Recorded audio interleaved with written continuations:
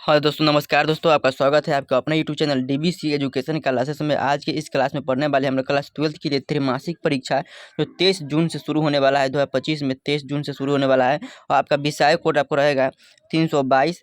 आपका समय में दिया जाएगा 3 घंटा 15 मिनट का आपको समय दिया जाएगा। 100 ऑब्जेक्टिव क्वेश्चन रहेगा, 100 में से आपको 50 ऑब्जेक्टिव क्वेश्चन है ना भरना होगा, ठीक है ना। तो इस क्लास में हम सभी महत्वपूर्ण ऑब्जेक्टिव क्वेश्चन देखेंगे, क्योंकि है ना इससे बाहर आपको एक भी प्रश्न आपको देखने के लिए नहीं मिलेगा। तो जितना भी हम नेगेटिव क्वेश्चन बता रहे हैं सभी को आप लोग अच्छे से याद कीजिए, ठीक है ना। अच्छे से याद कर लीजिए ताकि आप एग्जाम में अच्छे नंबर ला पाए, ठीक है ना। तो चलिए आगे बढ़ते हैं।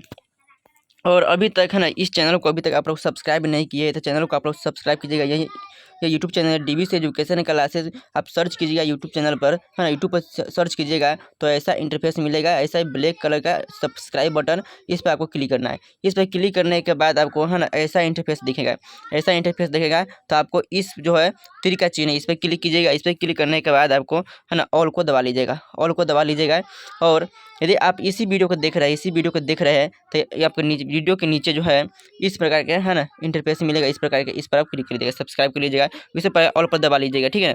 तो चलिए अगला क्वेश्चन देखते हैं, है ना। ये 23 जून को त्रैमासिक परीक्षा इंटर का होने वाला है। तो एक पॉलिटिकल साइंस का ऑब्जेक्टिव क्वेश्चन है ना। आप लोग है ना इस जितना भी जो क्वेश्चन करा रहा है सभी ऑब्जेक्टिव क्वेश्चन को आप लोग अच्छे से देख लीजिए ताकि आप एग्जाम में है ना इससे बाहर एक भी प्रश्न आपको नहीं आएगा। चलिए अगर पहला क्वेश्चन है, भारत का संविधान कब स्वीकृत किया गया था।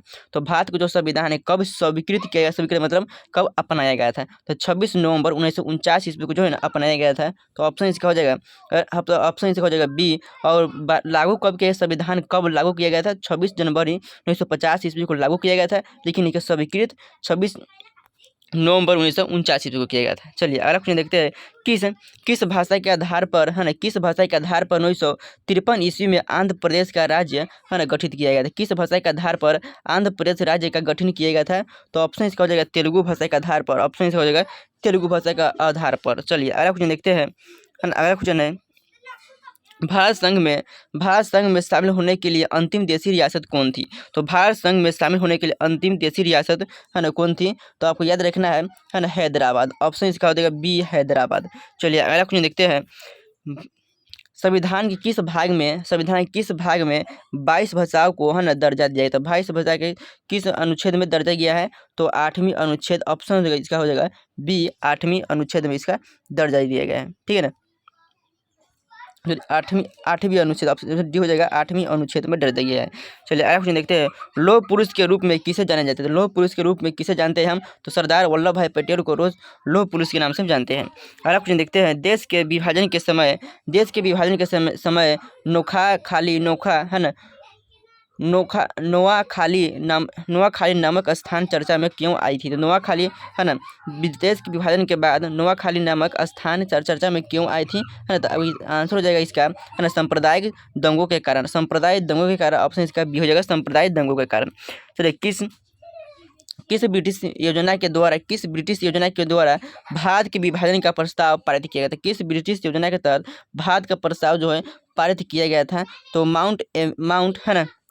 माउंट बेटन योजना के तहत, योजना के तहत। चलिए अगला क्वेश्चन है, भारत का पहला उप प्रधानमंत्री कौन था। भारत का जो पहला उप प्रधानमंत्री कौन था। तो सरदार वल्लभ भाई पटेल भारत का पहला प्रधानमंत्री था। अगला क्वेश्चन देखते हैं, आंध्र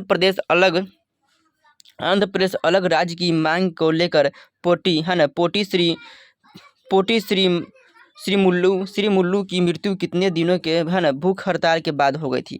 तो कितने दिनों के बाद भूख हड़ताल के बाद है ना श्री मुल्लू के मृत्यु हो गई थी। तो ऑप्शन इसका हो जाएगा है ना, ऑप्शन इसका 56 दिन के बाद इसका मृत्यु हो गया था। चलिए अगला क्वेश्चन देखते हैं, 10 नंबर क्वेश्चन है, सीमांत गांधी है ना किसे कहे जाते हैं। सीमांत जो गांधी है ये किसे कहे जाते हैं। तो सीमांत गांधी अब्दुल गफ्फार खान को सीमांत गांधी के नाम से जानते हैं। भारत कब आज़ाद हुआ था। भारत जो है कब आज़ाद हुआ था, 15 अगस्त 1947 ईस्वी को भारत आज़ाद हुआ था। महात्मा गांधी की हत्या कब हुई थी। महात्मा गांधी की हत्या 26 30 जनवरी 1948 ईस्वी को महात्मा गांधी की हत्या कहाँ हुआ था? तो कौन कहते हैं? नाथूराम गोडसे ने कर दिया था हत्या।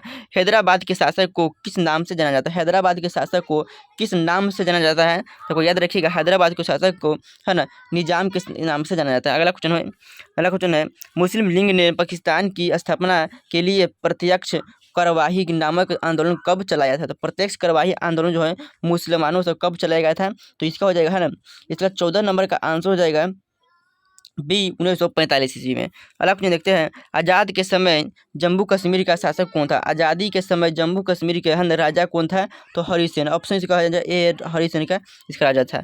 चलिए अगला क्वेश्चन देखते हैं, संविधान के किस संशोधन के द्वारा 4 भाषाओं है ना, 4 भाषाओं बोडो है ना, बोडो, डोंगरी, मैथिली तथा संथाली को 8वीं अनुसूची में शामिल किया गया था? 8वीं अनुसूची में कब शामिल किया गया था? जैसे 16 नंबर का आंसर हो जाएगा है ना, इसका 92 का संविधान संशोधन 2003 ईस्वी में। अब देखते हैं, चुनाव आयोग का गठन कब हुआ था? चुनाव आयोग का जो गठन है वो कब हुआ था? तो चुनाव आयोग का गठन है ना जनवरी 1950 ईस्वी में हुआ था। चलिए अगला क्वेश्चन देखते हैं, भारत के पहले चुनाव आयुक्त कौन थे? भारत के पहले चुनाव आयुक्त कौन थे? सुकुमार सेन था। सुकुमार सेन, इसका सी हो जाएगा आंसर हो जाएगा सुकुमार सेन हो जाएगा। अब भारत है ना, भारतीय राष्ट्रीय कांग्रेस का गठन कब हुआ था? भारतीय राष्ट्रीय कांग्रेस का गठन 1885 ईस्वी में हुआ था। भारतीय राष्ट्रीय कांग्रेस के संस्थापक कौन थे? तो भारतीय राष्ट्रीय कांग्रेस के जो संस्थापक है वो कौन है? तो भारतीय राष्ट्रीय कांग्रेस के संस्थापक ए ओ ह्यूम था। भारतीय राष्ट्रीय कांग्रेस संस्थापक ए ओ ह्यूम था। भारतीय राजनीतिक दलीय व्यवस्था को किस श्रेणी में रखा गया था? भारतीय राजनीतिक दलीय व्यवस्था को बहुदलीय श्रेणी में रखा गया। ऑप्शन इसका सी हो जाएगा। अगला क्वेश्चन देखते हैं, निर्वाचन आयोग की स्थापना किस अनुच्छेद के द्वारा की गई थी? निर्वाचन आयोग की स्थापना किस अनुच्छेद के द्वारा किया गया था? अनुच्छेद 324 के द्वारा।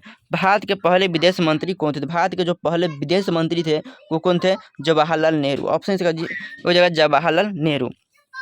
कांग्रेस के किस अधिवेशन में पूर्ण स्वराज का लक्ष्य लागू किया गया था? पूर्ण स्वराज का लक्ष्य किस अधिवेशन में लागू किया गया था? तो ऑप्शन इसका हो जाएगा है ना बी, लाहौर अधिवेशन 1929 ईस्वी में। अगला देखते हैं,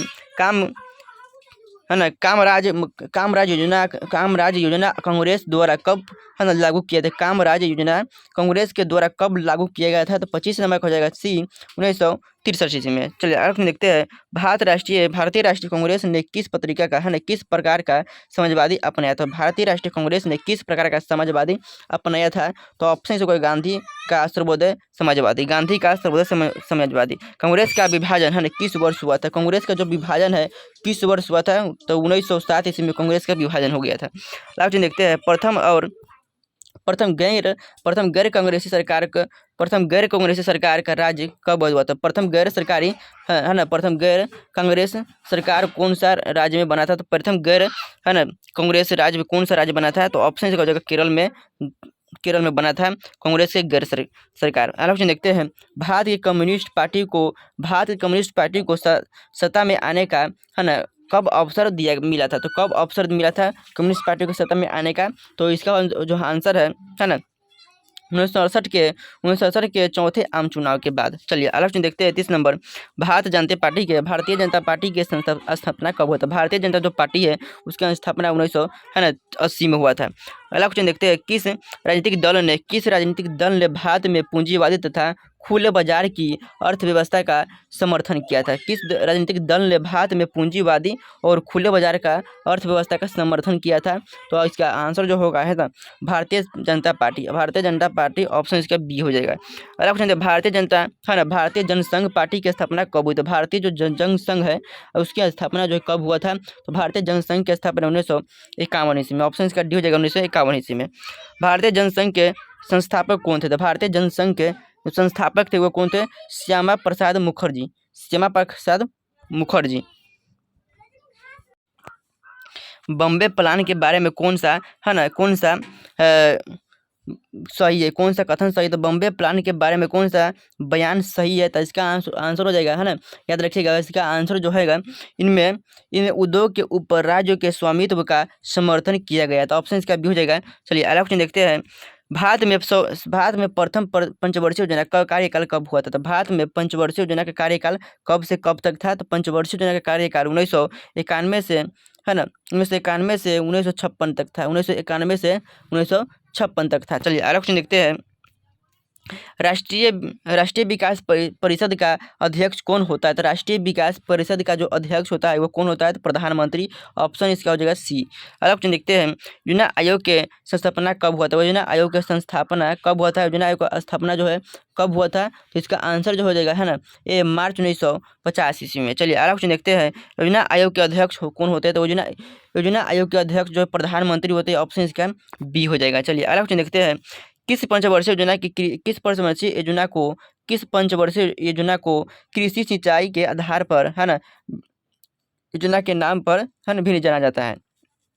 तो कृषि सिंचाई के आधार पर किस योजना के तहत जाना जाता है? तो प्रथम पंचवर्षीय योजना। ऑप्शन इसका ए हो जाएगा। अगला क्वेश्चन देखते हैं। भारत के नियोजन व्यवस्था किस देश के नियोजन व्यवस्था से लिया गया है? तो भारत के नियोजन व्यवस्था किस देश के नियोजन व्यवस्था से लिया गया है? तो ऑप्शन इसका बी हो जाएगा, सोवियत संघ की व्यवस्था से लिया गया है। चलिए अगला क्वेश्चन देखते हैं, है ना। अगला क्वेश्चन है, राष्ट्रीय विकास परिषद का गठन कब हुआ था? राष्ट्रीय विकास परिषद का गठन कब हुआ था?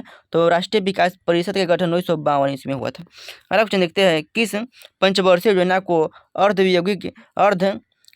एवं परिवहनीय योजना के नाम से जाना जाता है? तो किस योजना के, है ना, किस पंचवर्षीय योजना को, है ना, औद्योगिक एवं परिवहन योजना के नाम से जाना जाता है? तो द्वितीय पंचवर्षीय योजना। ऑप्शन इसका, है ना, बी हो जाएगा। अगला क्वेश्चन देखते हैं।